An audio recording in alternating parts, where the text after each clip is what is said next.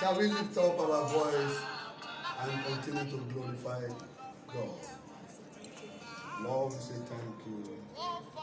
Holy Spirit, we say thank you. Thank you for what you have done.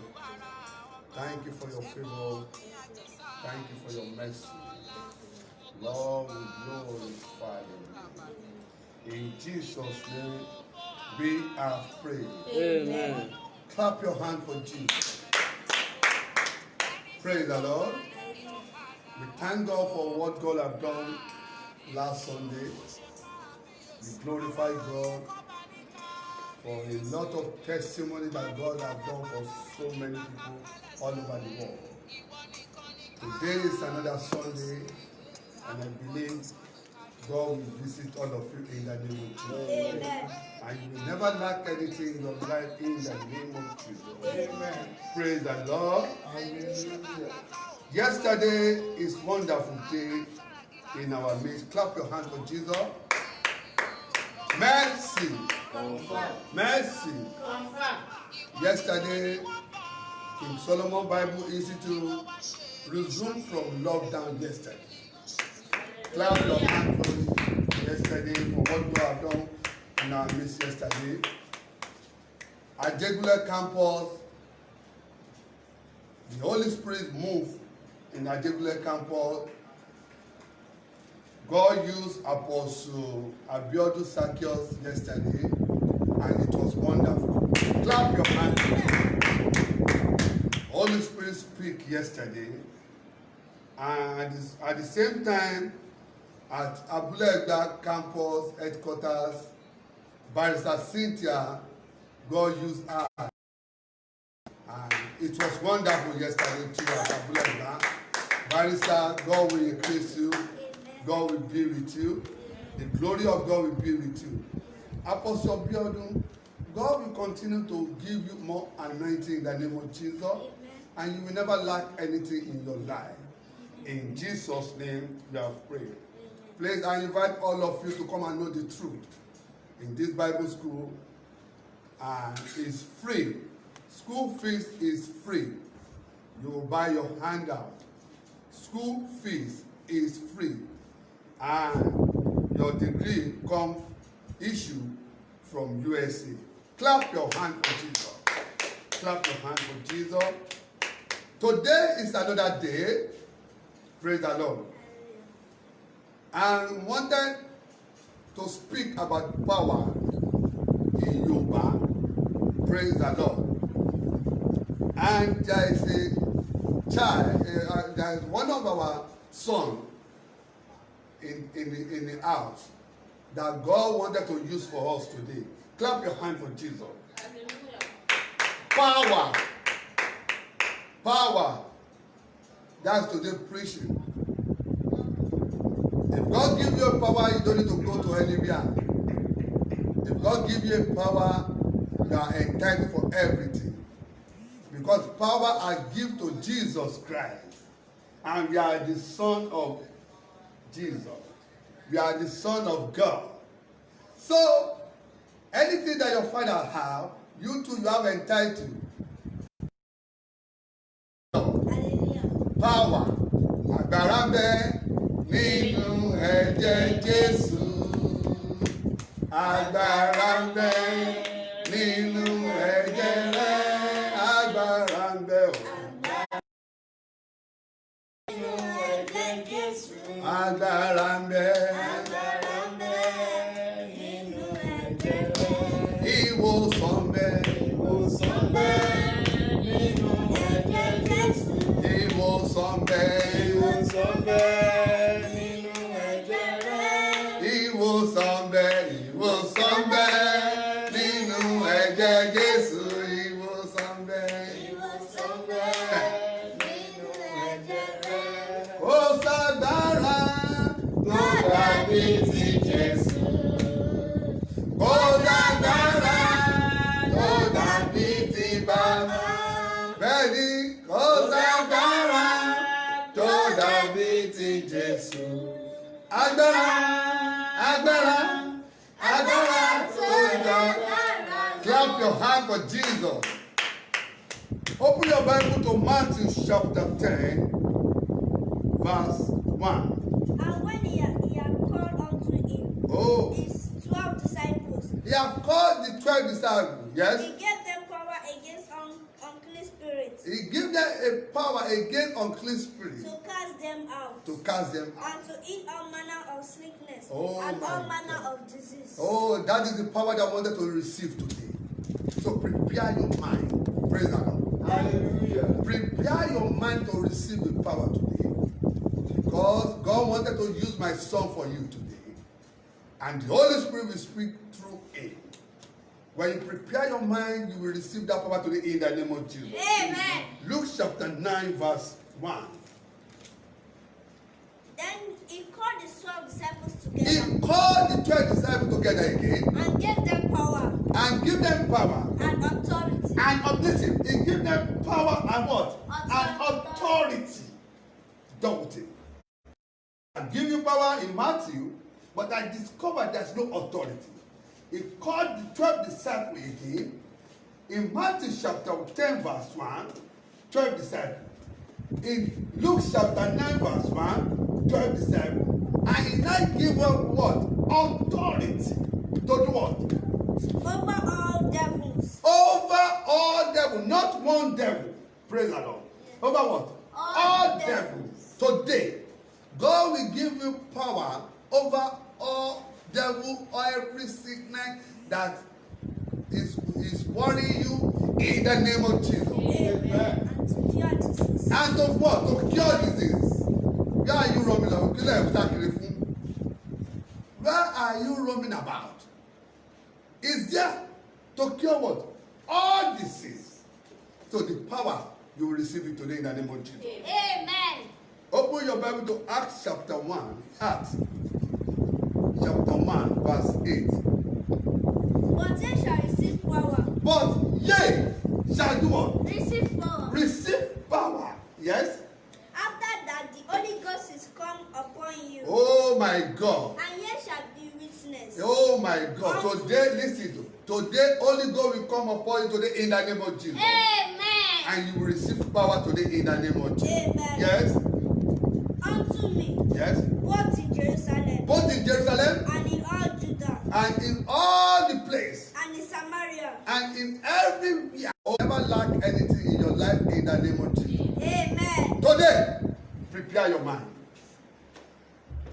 Praise the Lord. Hallelujah. So I want you to join your hand together now as I invite my son to online to come and speak to you. Praise the Lord. Hallelujah. So that is, God wanted to use it, but the Holy Spirit wanted to use it for us. So prepare your mind, and God will be with you in the name of Jesus. Amen. Join your hands together. Praise the Lord. Hallelujah. Join your hands together. You are welcome, sir. You are welcome. Nínú ẹ̀jẹ̀ Jésù, God will increase you. God will increase you today in the name of Jesus. In the name of Jesus. God will announce you and announce the boss today. In Jesus' name we are praying. Agbára ń bẹ. Nínú ẹ̀jẹ̀ Jésù. Agbára ń bẹ nínú ẹ̀jẹ̀ rẹ̀.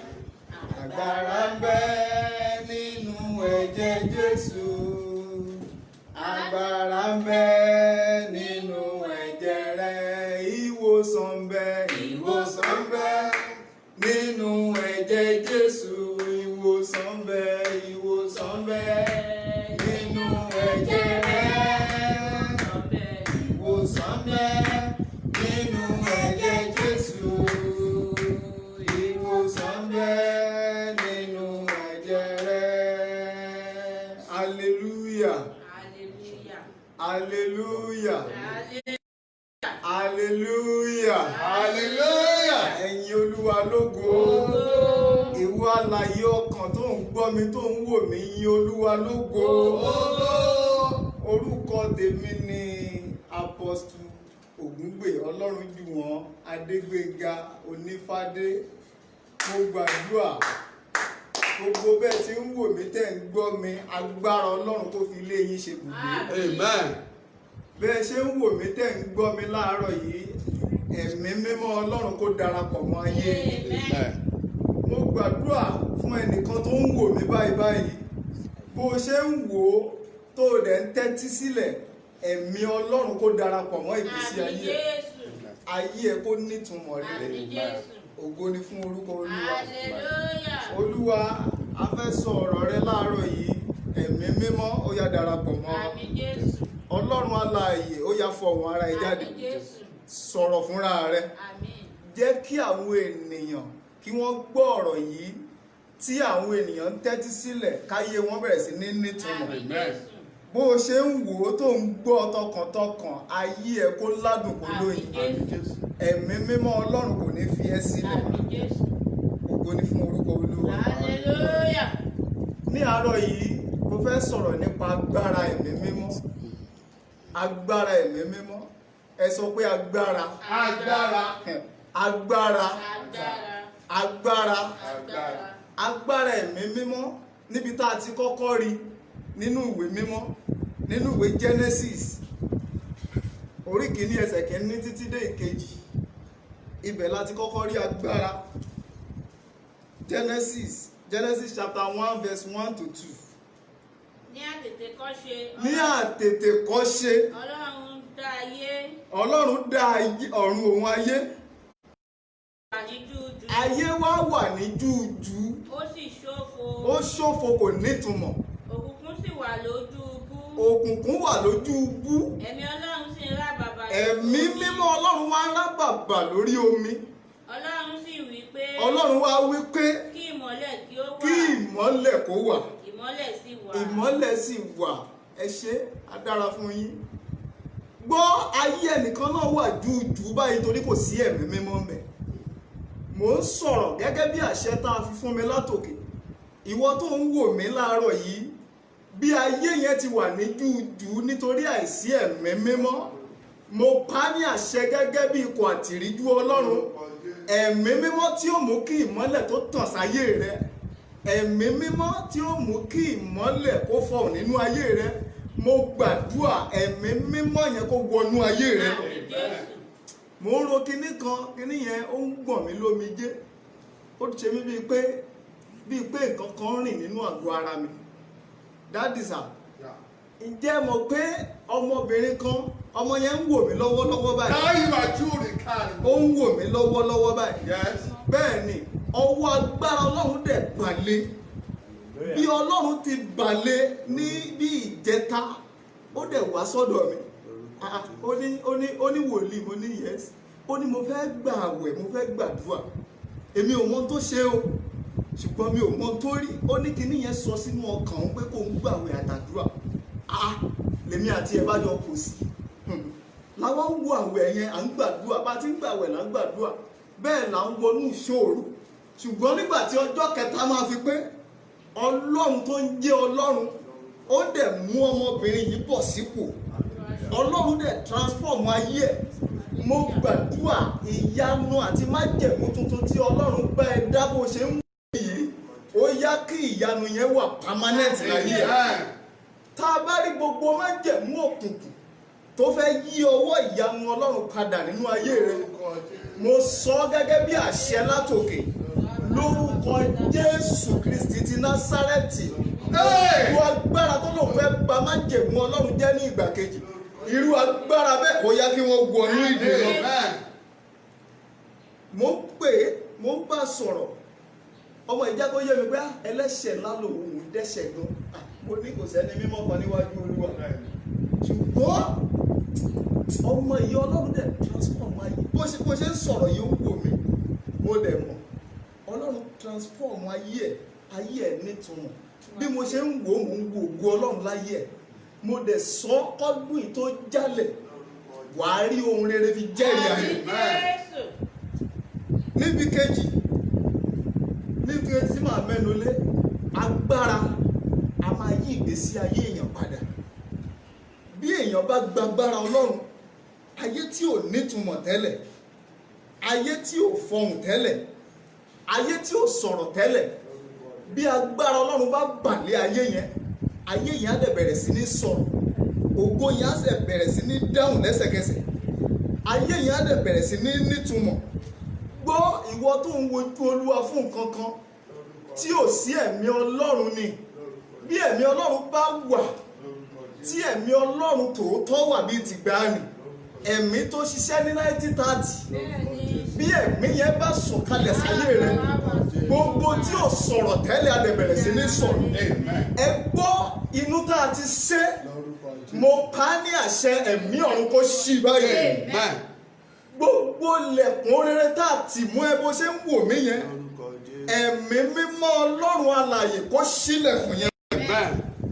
Dáfídì ọmọ kékeré ni, ó wà nínú igbó, ó ń ṣe káàkiri, ó ń dẹ ẹranko káàkiri, ṣùgbọ́n wòlíì Sámúẹ́lì, mo wà nínú ìwé wòlíì Sámúẹ́lì kìíní, bẹ́ẹ̀ ni Sámúẹ́lì kìíní orí 16 chapter 16 verse 13 lọ sísàlẹ̀ díẹ̀, ẹ bá mi kà á. Ìwé Sámúẹ́lì kìíní 16:13. Nígbà náà ni Sámúẹ́lì sì mú ọwọ́ orúkọ. Sámúẹ́lì kìíní 16:13. Ẹ máa kà á. Nígbà náà ni Sámúẹ́lì sì mú òróró. Nígbà náà ni Sámúẹ́lì sì mú ìwo òróró. Ó sì fi yà á sọ́tọ̀ láàrin àwọn arákùnrin rẹ̀. Ẹ̀mí Olúwa sì bà lé Oh my Dáfídì. God, ẹ̀mí Olúwa sì bà lé Dáfídì. Láti ọjọ́ náà lọ. Sámúẹ́lì sì dìde, ó sì lọ. Sámúẹ́lì sì dìde. Oh my God, ẹ gbọ́ ọ̀rọ̀ Olúwa lẹ́nu mi, ẹ̀yin tẹ́ ń wò mí, ẹ̀yin tẹ́ ń gbọ́ ọ̀rọ̀ yìí, ẹ gbọ́ bí Olúwa Ọlọ́run mi ti wí. Ohun rere tí ò fọhùn láyé rẹ tẹ́lẹ̀, ohun rere tí ò sọ̀rọ̀ láyé rẹ tẹ́lẹ̀, bó o ti ń gbọ́ tó o sì ń ṣàgbín, ohun rere yẹn kó bẹ̀rẹ̀ sí ní fọhùn láyé rẹ. Amen. Ẹ̀mí mímọ́ Ọlọ́run tí ó polongo ayé rẹ sókè, ẹ̀mí mímọ́ alààyè tí ó sọ̀rọ̀ ògo rẹ fún àwọn olóore, mo gbàdúrà ẹ̀mí yẹn kó bà lé ayé rẹ, Amen. ẹ̀mí yẹn kó bà lé iṣẹ́ rẹ. Àmín Jésù. Ẹ̀mí mímọ́ a máa fún ènìyàn ní agbára láti ṣàṣeyọrí ohun rere. Bẹ́ẹ̀ ni, bẹ́ẹ̀ lómi bá dáwọ́lé kan, á ní kò yọrí, á lóun ṣe kò yọrí, kò sẹ́mi mímọ́ bẹ́ẹ̀ ni.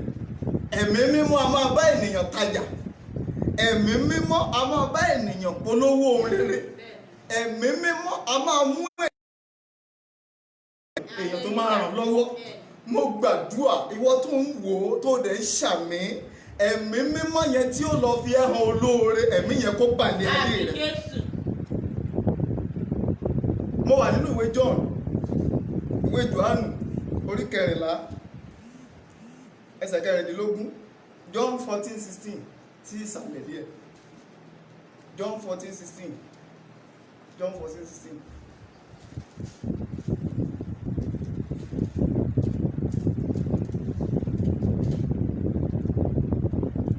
Yes, yes, you want me? Ó yẹ bá mi kà á. Èmi ó sì béèrè lọ́wọ́ bàbá. Èmi ó béèrè lọ́wọ́ bàbá. Òun ó sì fi fún yín. Òun ó wàá fi fún yín Ní olùtùnú mìíràn. ní olùtùnú mìíràn. Kí ó lè máa bá yín gbé títí láéláé. Kí ó lè máa bá yín gbé títí láéláé. Àní ẹ̀mí òtítọ́ ni. Àní ẹ̀mí òtítọ́, ẹ̀mí mímọ́, ẹ̀mí agbára ni. Yes. Ẹni tí aráyé kò lè gbà. Ẹni tí aráyé kò lè gbà bí wọn náà ò tí ì gbà báyìí. Nítorí tí kò rí bẹ́ẹ̀. Nítorí tí kò rí bẹ́ẹ̀. Ní kò sì mọ̀ ọ́. Ẹ̀hẹ́n. Ṣùgbọ́n ẹ̀yin mọ̀ ọ́. ẹ̀yin mọ̀ ọ́. Nítorí tí ó ń bá yín gbé. Ó ń bá yín gbé. Yóò sì máa bá yín. Yóò sì máa bá yín gbé títí láéláé. Ẹ gbọ́, ìwọ tó ò tí ì gba Jésù, tó ò gba ẹ̀mí mímọ́, tó ò ní ẹ̀mí mímọ́ nínú, mo rọ̀ ẹ́ ní wákàtí bó ṣe ń gbọ́ yìí, ìwọ náà ṣe bí ọmọbìnrin yẹn ṣe ṣe. Bí ọmọbìnrin yẹn ṣe ṣe nígbà tí ọjọ́ kẹta fi máa pé, mo rí ògo Ọlọ́run lára rẹ̀. Mo dẹ̀ mọ̀ wípé òun náà fúnra ẹ̀ níbikíbi tó bá wà báyìí, á ti máa jẹun rere Ọlọ́run, á ti máa gbóhùn Ọlọ́run, á ti máa gbọ́ ọ̀rọ̀ Ọlọ́run. Ẹ̀mí tó tiẹ̀ fi lè mú tí mo rí wípé ó ń wò ó, mo mọ̀ pé lóòótọ́ ẹni tí ò nífẹ̀ẹ́ sí ìwé ẹ̀tẹ́lẹ̀ tó dẹ̀ bẹ̀rẹ̀ sí nífẹ̀ẹ́ Ọlọ́run, bó dẹ̀ ṣe nífẹ̀ẹ́ Ọlọ́run, Ọlọ́run náà dẹ̀ nífẹ̀ẹ́ padà. Ẹ gbọ́, mo gbàdúrà ẹ̀mí mímọ́ tí ó ya ayé rẹ sọ́tọ̀ fún ohun rere lórúkọ Jésù, ẹ̀mí yẹn kó bà lé ayé rẹ.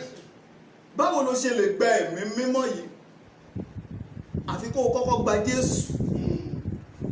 Bàbá Jòhánù onítẹ̀bọmi ó sọ, ó ní èmi ń baptisi yín pẹ̀lú omi, ẹnìkan bọ̀, omi tí mo fi ń baptisi yín yìí ó kàn fúngbà díẹ̀ ni, kò lè ṣe é títí ayérayé, ṣùgbọ́n ẹnìkan bọ̀ tí ó baptisi yín pẹ̀lú ẹ̀mí mímọ́ àti iná, tẹ́ ó fi máa ṣayé yín, táyé yín ó fi máa nítumọ̀, tí ohun rere ó fi máa yọrí, tẹ́ fi máa ṣàṣeyọrí. Mo gbàdúrà bó o ti ń rí tó ń wò ó tó dẹ̀ ṣàmì, ẹ̀mí mímọ́ Ọlọ́run alààyè kó bà lé ẹ̀. Oh my God, ẹ̀mí Olúwa ní kí n gbàdúrà fẹ́ nìkan. Bẹ́ẹ̀ ni ẹni yẹn ń wò lọ́wọ́lọ́wọ́ báyìí, ó dẹ̀ ń gbọ́ ohun èyí. Olúwa ló ń ṣe iyèméjì yẹn dẹ̀ ń dá ògo ayé ẹ̀ dúró. Mo gbàdúrà gbogbo agbára tó mú kó máa ṣe iyèméjì tí ò gba ẹ̀mí mímọ́ láàyè nínú ayé rẹ, mo pa á ní àṣẹ, irú agbára bẹ́ẹ̀ kó jóná lára rẹ. Àwọn igi kan wà tá a máa ń pín sínú ayé ènìyàn. Bí ẹ̀mí mímọ́ ò bá bá igi yẹn pàdé, igi yẹn ò lè jóná wọlẹ̀. Bíbélì wípé igi kígi tí bàbá mi ń bẹ lé ọ̀run kò bá ti gbìn, ó lọ́ fà á tu ti gbòǹgbò, a ó sì wọ́jù sínú adágún iná. Mo gbàdúrà gbogbo igi kígi tí bàbá ò gbìn sínú ayé rẹ, tó ń dí ẹ̀mí mímọ́ lọ́wọ́, tó ń dí ohun rere lọ́wọ́, tó ń dí ògo ayé rẹ lọ́wọ́, tó ń dí àṣeyọrí lọ́wọ́ láyé rẹ, tó ń dí ìlọsíwájú rẹ lọ́wọ́, tó ń dí ayọ̀ ọmọ tuntun yẹn lọ́wọ́. Mo gbàdúrà irú igi bẹ́ẹ̀ ó yá ká fà á tu kúrò láyé rẹ. Gbọ́ ìwọ tó ń gbọ́ mi dáadáa, tó ń wò ó, gba Jésù ní Olúwa àti Olùgbàlà. Òun nìkan ló lè tún ayé rẹ ṣe. Nígbà tí Jésù bá dé, nígbà náà ni ẹ̀mí mímọ́ tẹ̀lé. Bí Jésù ò bá dé, ẹ̀mí mímọ́ gbọ́ nínú Bíbélì, Jésù ti wá, nígbà tó ń lọ ó ní èmi ó bá Baba sọ̀rọ̀ kó rán olùtùnú mìíràn. Bí Jésù ò bá lọ, ẹ̀mí mímọ́ ò tí ì lè dé. Bẹ́ẹ̀ ni Jésù kọ́kọ́ wá, ó wá palẹ̀ mọ́, ó wá ṣe gbogbo ohun tó yẹ kó ṣe láyé nítorí èmi àti ẹ̀. Wọ́n lù ú, wọ́n pa, wọ́n nà án, ó jìyà oríṣiríṣi. Ṣùgbọ́n nígbà tó ń lọ, ó ní èmi ó bá Baba, màá bí Baba léèrè kó rán olùtùnú, kó rán sí yín. Olùtùnú yẹn àti wá rán wá, ó ti dé. Gbogbo tó dàbí gbígbó nínú ayé rẹ tẹ́lẹ̀, sọ ọ́ di tuntun báyìí kó o pe ẹ̀mí mímọ́ wọlé. Bíbélì náà sọ, ó ní àlè rọ ọtí wáìnì tuntun ká rọ sínú ògbólógbòó ìgò, kò ṣeé ṣe. Ìgò tí wọ́n ti mú, tí wọ́n ti kẹ́ tí wọ́n lọ yọ nínú ẹrẹ̀fọ̀, kẹ́ wá rọ ọtí yẹn sí pẹ̀lú bó ṣe dọ̀tí yẹn, kò ṣeé ṣe. Àfi kẹ́ kọ́kọ́ yọ ìgò yẹn, kẹ́ fọ̀ ọ́. Tẹ́ ẹ bá fọ̀ tó bá mọ́, ẹ ṣẹ̀ wá rọ ọtí wáìnì tuntun míì. Dúà bó ṣe ń wò yẹn, gbogbo tó dọ̀tí láyé rẹ tí ẹ̀mí mímọ́ ń sá fún, mo pa á ní àṣẹ, ó yá ká flush ẹ̀ dànù kó bẹ̀. Ẹ̀mí mímọ́ yẹn kó jọba láyé rẹ. Ẹ̀mí tí ò fàyè gba ohun rere, iná kó run dànù. Ẹ̀mí tí ò fàyè gba ọrọ̀ láyé rẹ, iná kó run dànù. Ẹnìkan wò mí, ogun kan máa ń rìn kiri nínú àgọ́ ara ẹ̀, á kàn máa wọ́ káàkiri, á máa wọ́, ó lè wọ́ látòrí kó wọ́ lọ sẹ́yìn, ó lè wọ́ lẹ́yìn kó wọ́ sẹ́sẹ̀, ó lè wọ́ lẹ́sẹ̀ kó wọ́ síkùn. Mo gbàdúrà ohun tó rìn kiri yẹn àbímọ ẹ̀, ó délé ayé tán láyé gbé síbẹ̀. Mo sọ ènìyàn iṣẹ́ ọjọ́ kẹfà tó gbé ohun tí kìí ṣe tiẹ̀ sínú ayé rẹ, tó dí ògo rẹ lọ́wọ́ nílé ọkọ. Mo gbàdúrà irú ènìyàn bẹ́ẹ̀ iná kó àrẹ́sì. Mo ń sọ̀rọ̀ tàṣẹ ní. Bẹ́ẹ̀ ni Bíbélì wípé a ti fún mi ní agbára láti tẹ ejò àti àkekèé. Ohun kan bó ti wù tí ó ṣe tí yóò pa mí lára, mo ń gbàdúrà fún ẹ bó ṣe ń wò yẹn. Ìwọ arábìnrin yìí ti rán rìn kiri lára rẹ, mo gbàdúrà láti èní lọ, ó yá gba òmìnira. Ó yá gba òmìnira. Ó yá gba òmìnira. Ó yá gba òmìnira. Ó yá gba òmìnira. Ògo ni fún orúkọ Olúwa. ògo ni fún orúkọ Olúwa. Hallelujah. Ìwọ ọmọbìnrin tẹ́rù máa ń bà tó bá fẹ́ sùn lálẹ́ yìí, mo gbàdúrà gbogbo ìgbà tó bá ti fẹ́ sùn tílẹ̀ bá ti ṣú báyìí ẹ̀rù á máa bà á ni torí ó mọ tó máa rí. Mo gbàdúrà àlejò òkùnkùn tó ń yọ sí ẹ lójú oorun yẹn bó bá gbìyànjú láti yọ láti alẹ́ yìí lọ bó o bá ṣàmì pẹ̀lú ìgbàgbọ́ ó yá kó bá iná pàdé. Iná ẹ̀mí mímọ́ kó gbé mi ní ìṣẹ́gun. Iná agbára Olódùmarè kó gbé mi ní ìṣẹ́gun. Iná ẹ̀mí mímọ́ kó gbé mi ní ìṣẹ́gun. Kí ni mo ń sọ? Gbìyànjú kó o pe Jésù sínú ayé rẹ̀. Bí Jésù bá dé, ẹ̀mí mímọ́ á wọlé. Bí bàbá bá jọba nínú ayé rẹ̀, ọmọ á tẹ̀lé. Ẹ̀mí mímọ́ á wá fìbẹ̀ ṣe. Ẹ̀bùn tí Ọlọ́run yọ̀ǹda sínú ayé títí láéláé ni. Ìwọ náà gbìyànjú kó o gba tiẹ̀. Àwọn tó ń gbà ò lórí méjì. Èṣù tó fìyà jẹ ẹlòmíì lásán ni. Kò sí nǹkan kan, èṣù ò ní agbára àti àṣẹ kankan lórí ayé rẹ̀. Ẹlòmíì ibi tó fẹ́ lọ ọ̀tọ̀, èṣù á ní gbàbí torí kò sí ẹ̀mí mímọ́. Ibi tó fẹ́ gbà ọ̀tọ̀ ni o, èṣù á ní ó yá gbàbí o gbọ́dọ̀ gbàbẹ̀ yẹn. Kó lè jẹ́ kí ìrìn àjò ẹ̀ pẹ́, kó lè pẹ́ ní ìrìn àjò, kó lè pẹ́ níbi tó ń lọ, kó lè pẹ́ kó tó débẹ̀. Èṣù á wéṣì àkókò ẹlòmíì, èṣù á wéṣì ọjọ́ orí ẹlòmíì. Mo gbàdúrà ìwọ tí ọjọ́ orí ẹ ti ń lọ yìí tó ti gbé ohun rere ṣe, àṣẹ ẹ̀mí mímọ́ tó mú kí ènìyàn ṣe rere kó dàpọ̀ mọ́ ayé rẹ̀. Àwọn kan ń wò mí, wọ́n ń wò mí, ṣùgbọ́n ohun kan wà nínú ọkàn wọn, wọ́n wò pé ká ní mo dẹ̀ lè rí ọmọkùnrin yìí ní kí n dẹ̀ bá sọ. Ṣùgbọ́n bó o ṣe ń wò mí yìí, Jésù wà lọ́dọ̀ ẹ̀. Ọwọ́ ẹ ló kù sí kó o nígbàgbọ́. Bó o ṣe gbọ́ lókè, mo gbàdúrà ọwọ́ ìyanu tí ó mú kí ayé rẹ nítumọ̀. Bó o ṣe ń ṣàmì níbi tó o wà yẹn, bó o ṣe ń ṣàmì láì ṣe iyèméjì, ọwọ́ ìyanu látòkè tí ó mú kí ayé rẹ ó nítumọ̀, ẹ̀mí mímọ́ kó yọ̀ǹda rẹ̀ fún ẹ. Àmín Jésù. Ẹ̀mí mímọ́ kó gbé ọwọ́ yẹn wọ ayé rẹ. Mo sọ pẹ̀lú àṣẹ ìpè, ìwọ tó ti ń gbàgbọ́, ìwọ tó jẹ́ pé bó ṣe ń wò yẹn ọkàn ẹ ti ń lọlẹ̀ pé Jésù yìí máa dá o. Àwa náà ti rìn láwọn ọ̀nà kan tẹ́lẹ̀, ṣùgbọ́n nígbà tí Jésù dé, Jésù wá mú wa, ó tún wa fọ̀, ó tún wa ṣe.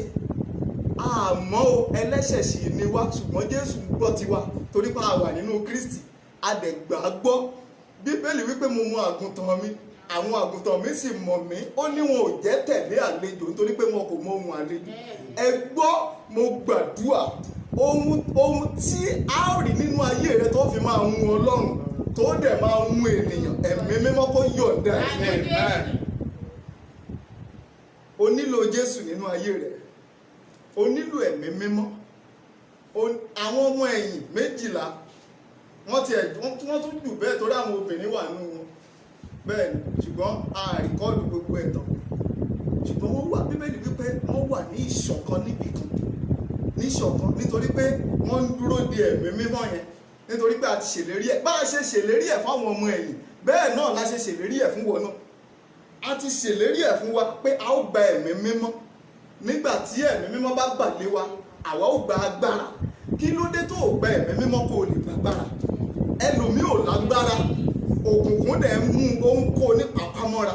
Bẹ́lòmíì bá gbúrò òkùnkùn báyìí, tẹ́lòmíì bá gbúrò ẹyẹ lóru tó ń sùn lọ́wọ́ tó kàn gbúrò ẹyẹ, ẹ̀mí àti gbọ̀n jìjìjì pé wọ́n tún dé o. Nígbà tí ò sí agbára, bẹ́lòmíì bá fò dìde lójú oorun báyìí, ẹ rò pé katapila fẹ́ rún ni, torí pé ó ń láwọn àlá kan tí ò nítumọ̀. Kò tí ì sí agbára níbẹ̀ yẹn.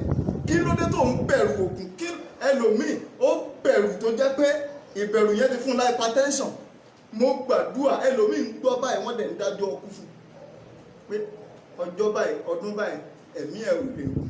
Mo gbà ìwọ tí wọ́n ń sọ pé ẹ̀mí ẹ̀ ò lè gùn yẹn, Bíbélì wípé ọmọ kékeré yóò kú ní 100 ọdún. O ò dẹ̀ tí ì pé 100 ọdún.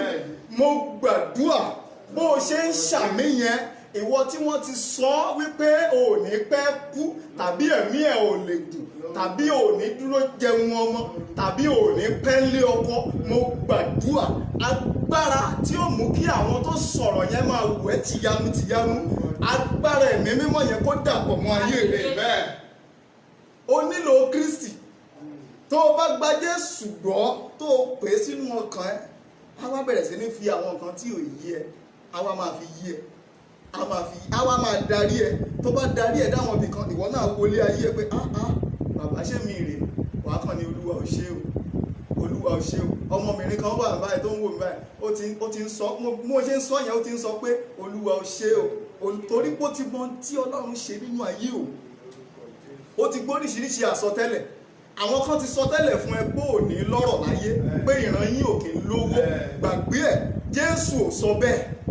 Bẹ́ẹ̀ bàbá kan ló kọrin, ó ní ayé ló sọ pé mi ò lè ní lárí, ènìyàn ló sọ ọ̀rọ̀ mi ò lè já sí re, wòlíì ló sọ báyé mi ò lè nítumọ̀ o, kíyèsí Ọlọ́run ò sọ bẹ́ẹ̀. Olúwa ò sọ bẹ́ẹ̀.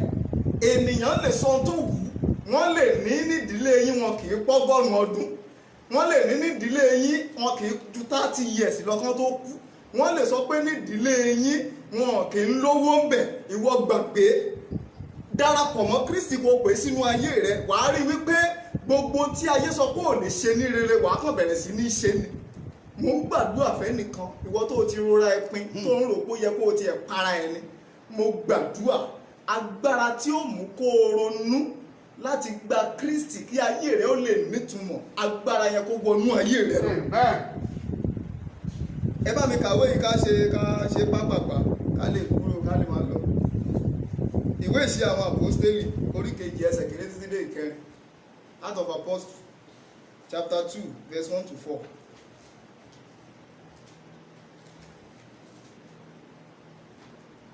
Láti orí kìíní. Orí 1 dé 9. Nígbà tí ọjọ́ Pẹ́ńtíkọ́sì sì dé. Máa gbóhùn ìyanu tó ṣẹlẹ̀ o nígbà tí ọjọ́ Pẹ́ńtíkọ́sì dé, tí àwọn ènìyàn, àwọn ọmọ ẹ̀yìn tí wọ́n ń dúró de agbára. Yes. Gbogbo wọn sì fi ọkàn kan wà níbì kan. Gbogbo wọn fọkàn kan wà níbì kan. Ẹlòmíì wà nínú ilé láti lockdown. Nígbà tí lockdown ti bẹ̀rẹ̀ kò rí àdúrà ẹyọ kan gbà. Inú ilé ló wà, wọ́n tì í mọ́lé. Bí ìjọba bá tiẹ̀ tì ẹ́ mọ́lé, ẹ̀mí mímọ́ ò tì ẹ́ mọ́lé, Jésù ò tì ẹ́ mọ́lé.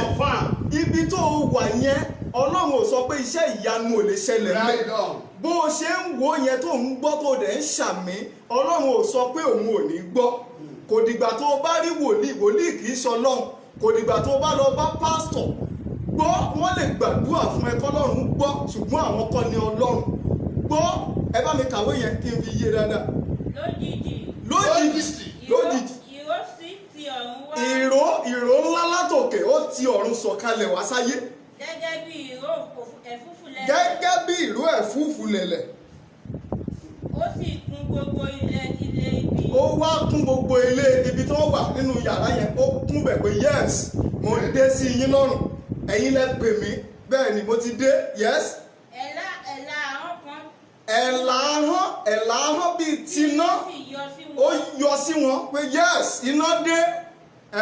Ó pín ara Ó wá pín ara ẹ̀ sí iye àwọn tó wà ń bẹ̀. Ó sì bàlẹ̀ olúkúlùkù. Ó wá bàlẹ̀ olúkúlùkù wọn.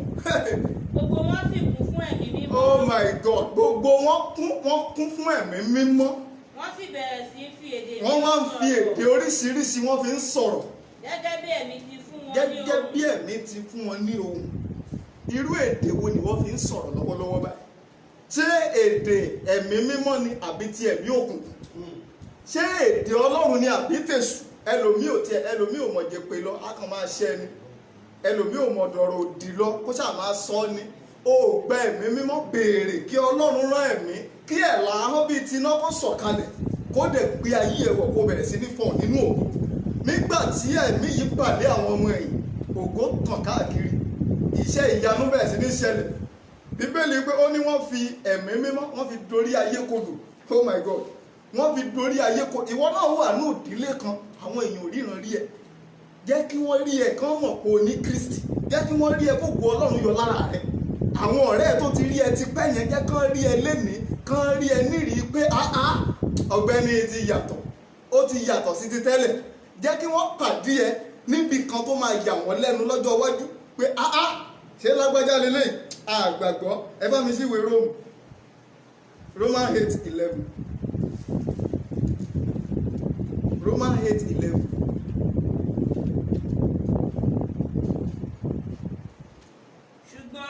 ṣùgbọ́n bí ẹ̀mí ẹni tí ó jí Jésù dìde kúrò nínú òkú bá ń gbé inú yín. bí ẹ̀mí ẹni tó jí Jésù dìde kúrò nínú òkú bá ń gbé inú rẹ̀. ẹni tí ó jí Jésù kúrò nínú òkú yóò fi ẹ̀mí rẹ̀. yóò fi ẹ̀mí rẹ̀. tí ń gbé inú yín. tí ń gbé inú yín. sọ ara rẹ̀. sọ ara rẹ̀. kíkú yóò di alààyè pẹ̀lú. bó o tilẹ̀ kú wàá di alààyè pẹ̀lú. bí o bá wà nínú Kristi tí Kristi wà nínú rẹ̀, Bíbélì promise yẹ wípé o ò ní kú láéláé, kì í ṣe ikú ti ara. Hallelujah. Àwọn kan wà wọ́n á kú bẹ́ẹ̀ náà ni wọ́n á tún kú, wọ́n á kú títí ayérayé, wọn ò ní jí mọ́. Àwọn kan wà wọ́n á kú láyé ṣùgbọ́n wọ́n á jí, wọ́n á lajú rí Kristi. Gba Jésù ní Olúwa àti Olùgbàlà. Jésù yìí ó tó láti ṣe ohun gbogbo. Bó bá wà nínú Kristi, ayé ẹ máa nítumọ̀, wàá máa gbé rere ṣe, wàá máa lọ́lá, gbogbo nǹkan á máa lọ, gbogbo nǹkan á máa nítumọ̀, ọlá á máa pọ̀ sí. Àwọn ẹlòmíín wá tiẹ̀ wò pé báwo ló ṣe ń jẹun, báwo ló ṣe ń gbé, báwo ló ṣe ń sanwó ọmọ skul, ṣùgbọ́n torí pé Jésù wà nínú rẹ̀, ó ń bo àṣírí. Àwọn ẹlòmíín wọn ò dá Kristi mọ̀, ìdí nìyẹn tí a fi fún wọn ní ẹ̀mí mímọ́. Ṣùgbọ́n tó o bá ti dá Kristi mọ̀, tá a ṣe ìrìbọmi ẹ̀mí fún ẹ, tí Ọlọ́run dẹ̀ ń jọba láyé rẹ̀, ẹ̀mí mímọ́ wá sọ̀kalẹ̀. Rántí pé nígbà tí Kristi ṣe ìrìbọmi, Bíbélì wípé ẹ̀mí mímọ́ sọ̀kalẹ̀ bí àdàbà, ó dẹ̀ balẹ̀, ó dẹ̀ fọ nǹkan wípé èyí ni àyànfẹ́ ọmọ mi, ẹ máa gbọ́ tirẹ̀. Gbọ́, Ọlọ́run ṣe tán láti gbọ́ tiẹ̀ náà lẹ́yìn ìgbà tó bá gba ẹ̀mí mímọ́, tó ronúpìwàdà, tó kọ ẹ̀ṣẹ̀ sílẹ̀. Lockdown yìí ò lè ṣe nǹkan kan fún ẹ. Èyí tó fi wà nínú ilé yẹn pé Ọlọ́run pé jókòó. Mo ní ìyá kan tó bá gbé sí àbá ẹ̀, á jókòó, tó bá wọnú àdúrà tán, á ní Olúwa ó yá wá jókòó, mo fẹ́ bẹ́ẹ̀ sọ̀rọ̀. Ìwọ náà kí ló dé tó pe Ọlọ́run sínú ilé rẹ? Bó o ṣe wà nínú ilé tó tilẹ̀kùn mọ́rí yẹn máa gbàdúrà, Olúwa fàyè gba ẹ̀mí rẹ nínú mi. Olúwa jẹ́ kí ẹ̀mí rẹ kó sọ̀kalẹ̀ sínú mi pẹ̀lú iná. Wàá rí wípé gbogbo ohun tó o bá sọ lẹ́yìn yẹn, gbogbo ẹ̀ ló máa wá sí ìmúṣẹ. Bó o bá ń béèrè wàá máa rí gbà. Bó o bá ń sọ̀rọ̀ á máa rí bẹ́ẹ̀, nítorí pé ẹ̀mí Ọlọ́run ó rọ̀gbà, ó wà nínú ayé rẹ̀, ó rọ̀gbà yí ẹ ká. Mo gbẹ̀ gbàdúrà, gbogbo ẹ̀yin tẹ́ ń wò mí, gbogbo ẹ̀yin tẹ́ ń gbọ́, gbogbo ẹ̀yin tí gbogbo everywhere níbi láti ibikíbi tó ti ń wò mí tó dẹ̀ ń gbọ́, mo gbàdúrà fún ẹ, ẹ̀mí Ọlọ́run kó kún ilé yìí. Mo wí gẹ́gẹ́ bí àṣẹ tá a fi fún mi látòkè. Lórúkọ Jésù. Bó o ṣe ń wò yẹn tó dẹ̀ ń fi ọkàn bá a lọ tó ń ṣàmì, nínú ilé ẹ ikú dèwọ̀ mẹ́.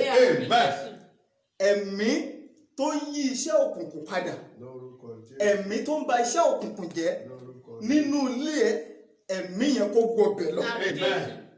Gbogbo iṣẹ́ àṣepamọ́ òkùnkùn tá a ṣe sínú ilé rẹ, èyí tá a gbé sínú ayé àwọn ọmọ nítorí tiẹ̀, èyí tá a fi pamọ́ sínú ayé ọkọ ẹ nítorí tiẹ̀, mo gbàdúrà iná ẹ̀mí mímọ́ kó flush ẹ̀ jáde.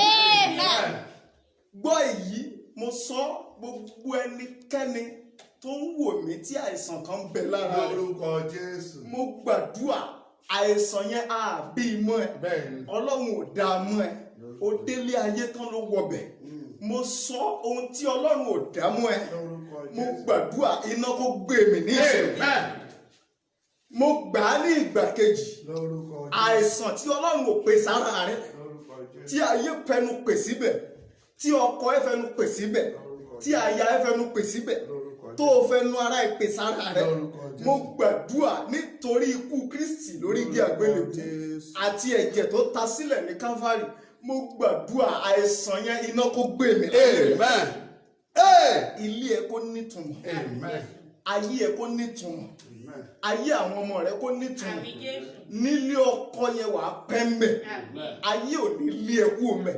Gbogbo ogun ìdílé bàbá àti tìyá àti tilé ọkọ tó so wọ́pọ̀ lára rẹ, mo gbàdúrà iná kó tú wọn ká mbẹ̀. Ògo ni fún orúkọ Olúwa. Fún orúkọ Olúwa. Ògo ni fún orúkọ Olúwa. Jésù Olúwa wa. Àmín. Má gbàgbé bó ṣe ń wò yẹn, máa share ẹ̀, máa fi ránṣẹ́ sáwọn tó nífẹ̀ẹ́ sí, àwọn tó like, tó mọ̀ pé ó fẹ́ kí Ọlọ́run ṣe ohun rere kan láàyè wọn, ìwọ máa share ẹ̀ fún wọn. bó o dẹ̀ ṣe ń ṣíà ẹ̀ yẹn ọlọ́run kó ràn ẹ́ lọ́wọ́ kó o di ńlá kó o di gbígbòòrò ọlọ́run gbọ́ àdúrà ẹ̀. Hallelujah. Jésù olúwa wa. Àṣẹ jáde lára Jésù Olúwa. Obìnrin onísun ẹ̀jẹ̀ ló bọ́ọ̀lù. Àṣẹ o, àṣẹ o, àṣẹ o. Wọnú ayé mi lọ. Mi ò mọ Jésù lóyìnbó. Mi ò mọ Jésù àjọta. Mi ò mọ Jésù tí mo mọ̀. Àpáta ayérayé. Àpáta ayérayé. Àpáta ayérayé. Mi ò mọ Jésù lóyìnbó. Mi ò mọ Jésù Agége. Mi ò mọ. Jésù tí mo mọ̀, àpáta ayérayé. Hey, ó ti gba agbára báyìí o. Jésù olúwa wa. Praise the Lord. Hallelujah. Màá fẹ́ kó bá mi nawọ́ sí arákùnrin tí Ọlọ́run lò fún wa ní àárọ̀ yìí. King Solomon ló ti jáde Bible ACT. Nítorí ẹ̀ láti ní kí wọ́n náà wá kẹ́kọ̀ọ́. Praise the Lord. Ọlọ́run lè lò wọ́n náà bó ṣe lò ó. Praise the Lord. Ó sọ fún Ọlọ́run, Ọlọ́run bá mi ró ní agbára náà rẹ padà. Ọlọ́run bá mi ró ní agbára náà rẹ padà àdúrà.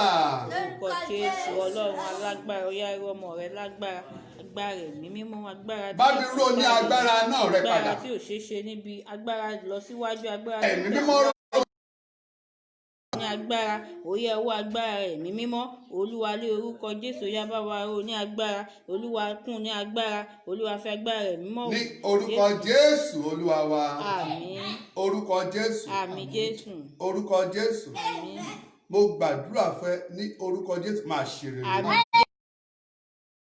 Láti Pẹ́tíkọ́sì wá tó bà láwọn ọmọ ẹ̀yìn rẹ̀ kó máa pọ̀ sínú ayé Àmín rẹ̀. Jésù. Láti ìsìn lọ máa ṣe rere. Àmín. Gbogbo ọ̀rọ̀ tó ti jáde kí àṣẹ tẹ̀lé lórúkọ Àmín Jésù. Jésù. O ò ní ṣàṣetì. Àmín. O ò ní fẹsẹ̀ kọ. Àmín. Mo gbàdúrà fẹ́ lórúkọ Jésù gẹ́gẹ́ bí irú àti ìránṣẹ́ ní orúkọ Jésù ọ̀nà ẹ̀ ti là. Àmín Jésù. Gbogbo ẹni tó máa gbé ẹ ṣubú agbára Ọlọ́run á gbé wọn ṣubú. Àmín Jésù. Lórúkọ Jésù agbára tó ti wà nínú ayé rẹ ayé ìṣẹ̀ṣẹ̀ kò ní bàjẹ́. Àmín Jésù. Ní orúkọ Jésù Olúwa wa. Àmín. Pàyẹ̀wọ́ fún Jésù. Arákùnrin tẹ̀ ń wò yìí ọmọ mi ni Apostle Gbénga Onífádé. Praise the Lord. Hallelujah. King Solomon Bible Institute ló ti jáde. Praise the Lord. That is why I'm telling you, come to Bible school, come and know the truth. And the truth will set you free. A lot of people, a lot of pastors say, I cannot share my people with anybody.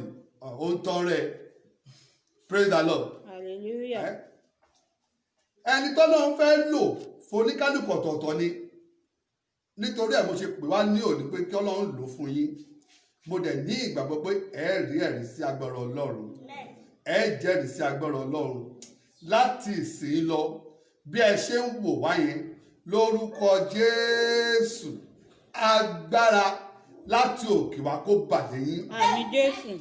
Agbára tí Jésù fáwọn ọmọ ẹ̀yìn rẹ̀ 12 pé kó máa tú ìdè kó máa já ìdè lórúkọ Jésù àti fi fún yín. Àmín Jésù. Ẹ wọnú ògo yín lọ ní orúkọ Jésù Olúwa wa.